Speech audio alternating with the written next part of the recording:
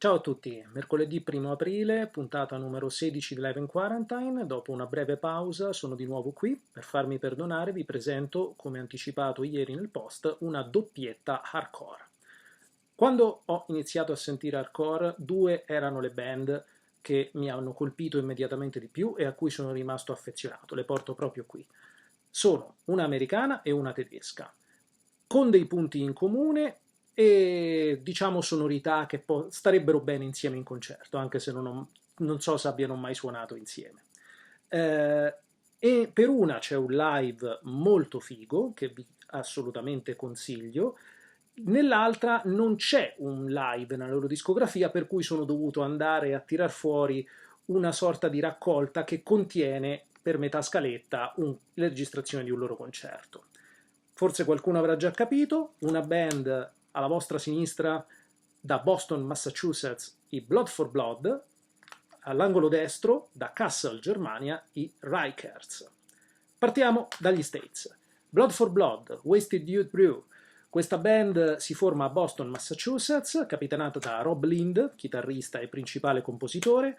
Pubblica il primo album nel 97, dopo 2 dischi, un EP e qualche singolo, pubblicano per Victory Records questa raccolta che contiene appunto, forse vedete meglio, forse no, comunque contiene una decina di brani live registrati proprio nella loro hometown e in realtà non ancora il momento in cui hanno fatto le loro canzoni più belle, che sono contenute a mio parere in questo disco, Outlaw Anthems, uscito nel 2002, sempre per Victory Records. Sono 30 minuti che assolutamente consiglio a chiunque voglia ascoltare del buon hardcore, con venature metal, oi, eccetera.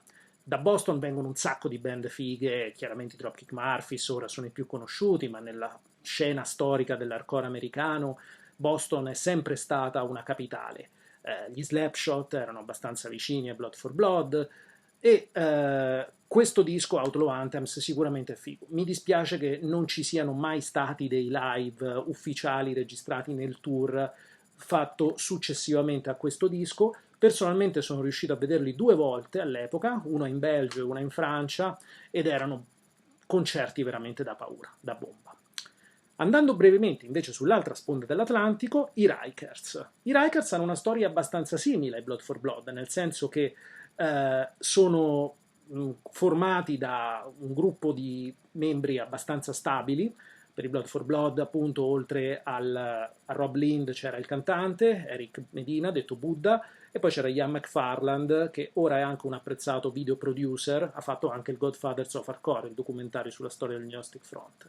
Invece i Rikers erano appunto dei ragazzi di Kassel, un paese della Germania, che iniziano a suonare insieme dai primi anni 90, fanno il primissimo album addirittura nel 94, i primissimi EP nel 93, insomma, proprio primissimi anni 90, continuano per tutti gli anni 90 e praticamente il loro apice è in questo momento qui, quindi parliamo del 2000, quando è uscito questo live, per Century Media, quindi già erano su un'etichetta abbastanza forte, per la quale avevano anche pubblicato questo disco qui, Life's a Gamble, So Is That, che contiene appunto la maggioranza delle hits contenute in questo live.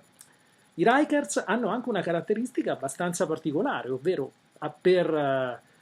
tolti i Bad Brains storici, sono penso uno dei pochissimi gruppi al mondo e probabilmente soprattutto in Europa ad avere un cantante di colore, il famoso, almeno per chi ti conosceva, Kid D.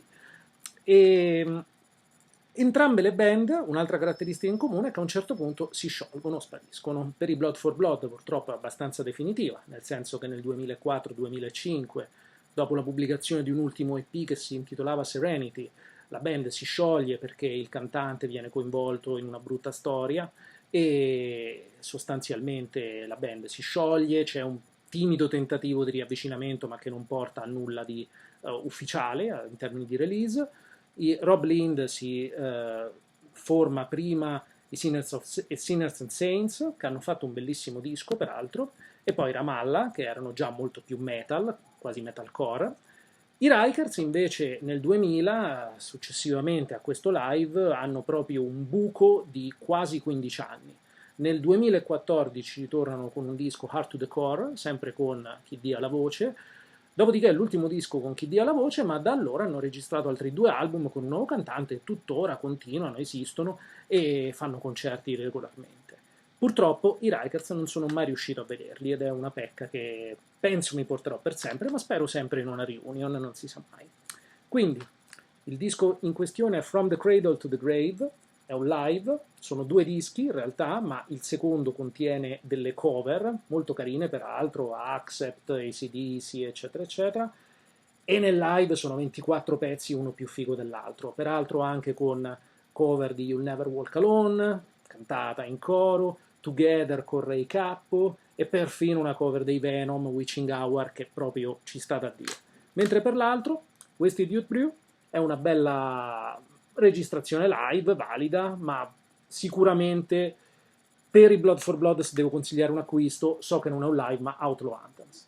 Vado, ci sentiamo, alla prossima.